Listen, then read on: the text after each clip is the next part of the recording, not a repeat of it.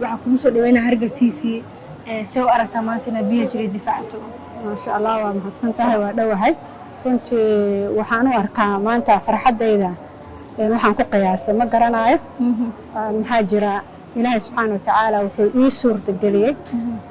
dhowr sano diila aan maxaa dhihi jiray aan soo waday ayuu ii suura galiyay marka maanta farxadayda lama koobi karo waxaan uga mahadcelinaa Ilaahay subxaanahu wa ta'aala waxaan uga mahadcelinaa intaas kadib jaamacadda Banaadir oo ii hirgelisay runtii inaan hawshan iyada ah aan dhamaystiro khaasatan kulliyadda sharciyada wal qaanuun iyo Dr. Cabdiraxmaan oo runtii maxaan dhihi jiray hawshan iyada ah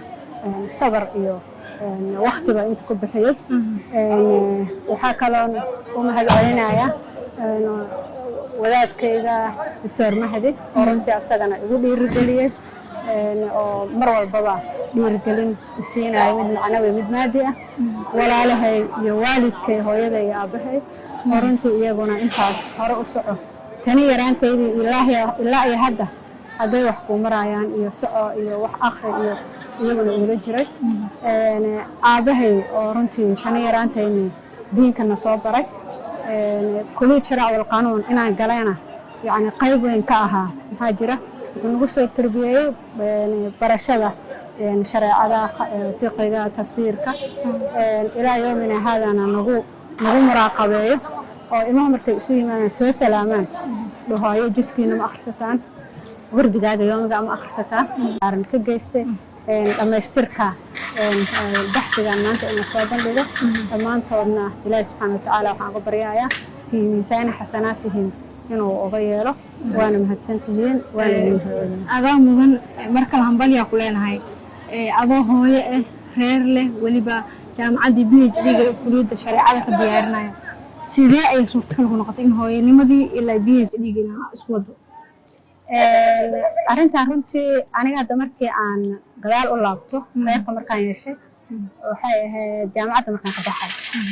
2001 waxaa iga go'aneed inaan reer dhaqdo waxbarashadeedana aana ka harin welibana aan shaqaysto tiina runtii Ilaahay subxaanahu wa ta'aala waa ii suurta galiyay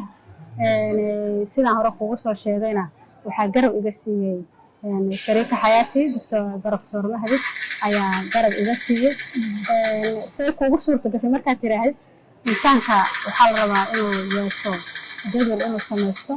oo qayb maxaa dhihi jiray guriga geliyo qayb naftiisa geliyo qayb bulshada geliyo gabadhana sideedaba howlaha u yaala runtii aad ay u badan yihiin